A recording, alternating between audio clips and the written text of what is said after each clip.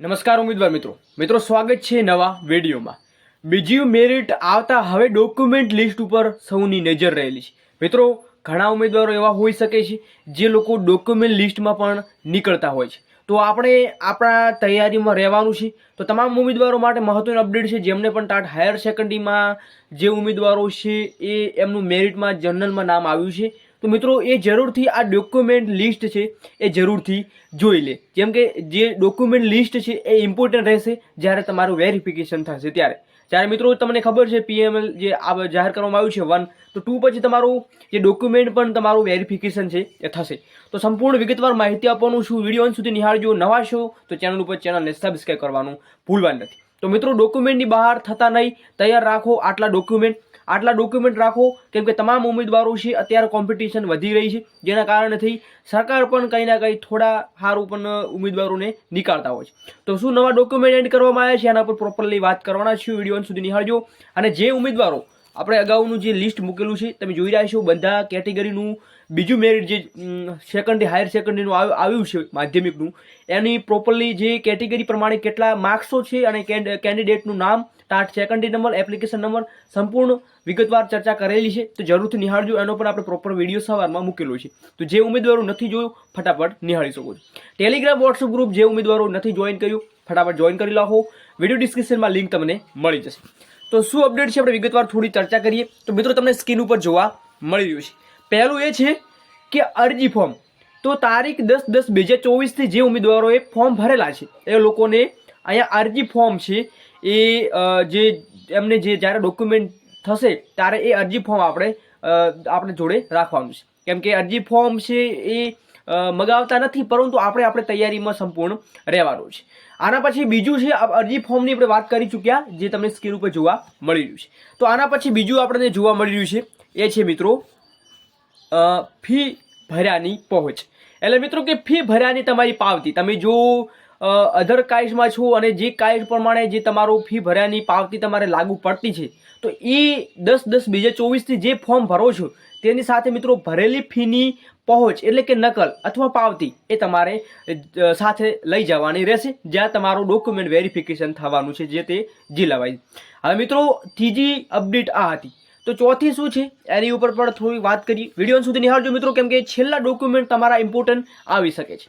ધોરણ 10ની માર્કશીટ અને ટ્રાયલ સર્ટી, તો મિત્રો ધોરણ 10નું ટ્રાયલ સર્ટી તમને ખબર છે કે ધોરણ 10 આપણે પાસ કરેલું છે, મેટ્રિક પાસ છીએ, તો એ 10માનું ટ્રાયલ સર્ટી આપણને આપવામાં આવે છે કે તમે કેટલા ટ્રાયલ સર્ટી મીન્સ કે પાસ કરેલું છે, કેટલા ટ્રાય મારેલા છે, તો એ ટ્રાયલ સર્ટી જરૂરથી તમારે ત્યાં લાવવાનું રહેશે। અને ધોરણ 10ની માર્કશીટ તો મિત્રો આપણે કમ્પલસરી ત્યાં રજૂ કરવાની રહેવાની છે। તો ધોરણ 10 પ્રમાણે મિત્રો જે પણ ઉમેદવારો છે એમના જોડે આ ખૂટતા ડોક્યુમેન્ટ છે જરૂરથી લાવી દે। આના પછી છે પાંચમું છે ધોરણ 12ની માર્કશીટ અને ટ્રાયલ સર્ટિફિકેટ, મિત્રો ધોરણ 10 સાથે આપણે ધોરણ 12ની માર્કશીટ પણ લાવવાની છે, સાથે એમનું 12માનું ટ્રાયલ સર્ટી પણ આપણે ત્યાં રજૂ કરવાનું રહેશે। તો એ પણ જરૂરથી મિત્રો આપણે પહેલાંથી જે એનું સંપૂર્ણ લિસ્ટ છે એ બનાવી લેવું અને સંપૂર્ણ લિસ્ટ પ્રમાણે એનું કોપી છે ટુ કોપી કરાવી લેવી। હવે છઠ્ઠું છે મિત્રો ગ્રેજ્યુએટ માર્કશીટ, આપણને ખબર છે કે આપણે ભરતીમાં ઇલિજિબલ છીએ, પણ શેના કારણે, તો કે આપણા પાસે માર્કશીટ છે જે આપણે ટાટ સેકન્ડરી અથવા હાયર સેકન્ડરી પાસ કરેલું છે, તો એવા ઉમેદવારો છે એમને ખબર છે કે ભાઈ એમના માર્ક્સ તો નથી ગણાવવાના, કેમ કે આપણે જે નવો GR આવ્યો છે એમાં રજૂ કરવામાં આવ્યું હતું કે ભાઈ જે જૂની પદ્ધતિ છે એ રદ કરવામાં આવી છે, અને જેમને જે ડિગ્રીના માર્ક્સો ગણાતા હતા એ રદ કરી અને જે લોકોએ સારા એવી મહેનત કરી અને પરીક્ષાઓમાં સારા એવા માર્ક્સ લાવ્યા છે એ લોકો આમાં એલિજિબલ રહેશે અને એ પ્રમાણે એમનું મેરિટ બનતું હોય છે। તો મિત્રો ટ્રાયલ સર્ટી જો રેગ્યુલર ભણ્યા હોય તો તે કોલેજમાંથી અરજી લખીને મેળવી શકાય છે। મિત્રો જ્યારે તમે જે કોલેજમાં ગ્રેજ્યુએશન કર્યું છે, જેમાં પાટણ હોય, બનાસકાંઠામાંથી અધરવાઇઝ બીજી હોય, ગાંધીનગર હોય, અમદાવાદ હોય, સુરેન્દ્રનગર હોય, રાજકોટ, કોઈ પણ પ્રકારની કોલેજ હોય, તો ત્યાં તમારે જો તમે ગ્રેજ્યુએશન કરેલું હોય તો ત્યાં તમે શું લાવવાનું રહેશે, તમારે ટ્રાયલ સર્ટી મિત્રો ત્યાં તમને મળી જશે। જ્યારે એક્સટર્નલ કર્યું હોય તો સીધા યુનિવર્સિટીમાંથી મેળવી શકો છો, જ્યાં તમારે મિત્રો અધરવાઇઝ જે યુનિવર્સિટી લાગતી હોય, ઉત્તર ગુજરાતની લાગતી હોય ઉત્તર ગુજરાતમાં, અથવા જે તે યુનિવર્સિટી લાગતી હોય જે તે લાગુ પડતું હોય ત્યાં તમારે જઈને સંપૂર્ણ લિસ્ટ છે એ આપણે લાવવાનું રહેશે। તો આના પછી બીજી વાત કરીએ મિત્રો, સાતમામ છે પોસ્ટ ગ્રેજ્યુએશન માર્કશીટ। આપણે જો ગ્રેજ્યુએશન કરેલ છે સાથે પોસ્ટ ગ્રેજ્યુએશન છે તો મિત્રો માર્કશીટ અને ટ્રાયલ સર્ટી અથવા ડિગ્રી સર્ટી તમારે સાથે બધું લાવવાનું રહેશે. અનુસ્નાતક અને ટ્રાયલ સર્ટિ એટલે કે રેગ્યુલર ભણ્યા છો, અનુસ્નાતક કરેલું છે તમે અને કોલેજમાં અરજી કરીને 10 દિવસમાં મેળવી શકાય છે, આપણને ખબર છે મિત્રો. તો આપણે અત્યારથી અરજી કરવાનું રહેશે. તો અત્યારે અરજી કરી હશે તો મિત્રો 10 દિવસની અંદર તમે એ ટ્રાયલ સર્ટિ છે તમે રેગ્યુલર ભણ્યા છો તો તમારે જોવા મળી જશે. અને એક્સટર્નલ કર્યું હોય તો જે તે યુનિવર્સિટીમાંથી અરજી કરી મેળવી શકાય. પરંતુ મિત્રો આ જે પોસ્ટ ગ્રેજ્યુએશન કરેલ છે તો જરૂરથી તમારે જલ્દી પ્રોસેસ કરવાની છે, કેમ કે 10 દિવસની અહીંયા આપણને જોવા મળતું હોય છે, તો જલ્દી પ્રોસેસ કરી લેવાની છે. આના પછી છે મિત્રો તમે સ્ક્રીન ઉપર જોવા મળી રહ્યું છે. તો આના પછી છે કે લિવિંગ સર્ટિફિકેટ. હવે મિત્રો લિવિંગ સર્ટિફિકેટ ધોરણ 12નું ચાલે, જે આપણે 12 પાસ કરીને આપણે નીકળ્યા છે ત્યારે આપણને એલસી આપતા હોય છે.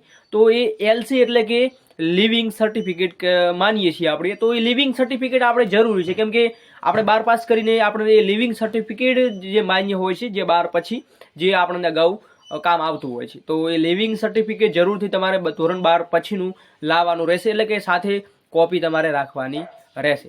આના પછી બીજું છે જે આના પછી બીજું છે તમારે 9માં છે મિત્રો, એ છે બીએડ એમએડ માર્કશીટ. જો તમે બીએડ એમએડ કર્યું છે મિત્રો તો તમારે એની માર્કશીટ તમારે લાવવાની રહેશે. જેમાં બીએડ કરેલ છે, એમએડ કરેલ છે, એ માર્કશીટ તમારે લિવિંગ સાથે જે એમએડની માર્કશીટ છે એ ફરજિયાત નથી, પરંતુ જેમણે કર્યું હોય તે રજૂ કરી શકે છે. બાકી મિત્રો જે ઉમેદવારો આ બીએડ કરેલ છે, એમએડ કરેલ છે તો એની માર્કશીટ ફરજિયાત નથી, પરંતુ અમુક ઉમેદવારો હોય છે કે એમને અગાઉ આવું કરેલું છે તો જરૂરથી મિત્રો રજૂ કરજો, જેથી તમને કંઈ પણ પ્રકારનો બેનિફિટ જોવા મળી શકે છે. આના પછી 9 પછી છે મિત્રો તમે જોવા મળી સ્ક્રીન ઉપર જાતિનો દાખલો. મિત્રો જાતિનો દાખલો આપણે ખબર છે કે કઈ કેટેગરીમાં લાગુ પડતો હોય છે. એસસી એટલે કે શેડ્યુલ કાસ્ટમાં, એસટી એટલે શેડ્યુલ ટ્રાઇબ, જે તે કેટેગરીમાં લાગુ પડતો એ તમારે જાતિનો દાખલો ત્યાં તમારે રજૂ કરવાનો રહેશે. તો ખાસ મિત્રો જાતિનો દાખલા ઉપર પણ ધ્યાન આપજો, કેમ કે ઘણા ઉમેદવારોને દાખલાઓ પણ હોતા નથી. હવે આવકના દાખલા ઉપર મિત્રો ઘણા ઉમેદવાર હોય છે. આવકનો દાખલો મિત્રો આપણે તો સંપૂર્ણ ડોક્યુમેન્ટ છે આપણે જોડે તૈયાર રાખવાનું છે, એટલે આપણને એવું ના થાય છેલ્લે કે ભાઈ આ ડોક્યુમેન્ટ ખૂટ્યું છે તો હવે ક્યાં વચમાં લેવા જઈશું. તો ખાસ મિત્રો એ પણ જરૂરથી જો. નોન ક્રિમિનલ સર્ટી. તો નોન ક્રિમિનલ સર્ટી મિત્રો જેને લાગુ પડતું હોય, તો આપણને ખબર છે કે નોન ક્રિમિનલ ઓબીસી વાળાને લાગુ પડે છે, પરંતુ અત્યારે કંઈક નવા નિયમો પ્રમાણે લાગુ પડતા હોય છે, અધરવાઇઝ હજુ સુધી નવા નિયમો આવ્યા નથી. તો નોન ક્રિમિનલ જે લાગુ ઉમેદવારોને પડતું ઓબીસી એસસીબીસીને તેમને જરૂરથી બનાવી લેવું, અને એ પણ જરૂરથી ડેટ ઓફ બર્થ પણ જોવી પડી તમારે.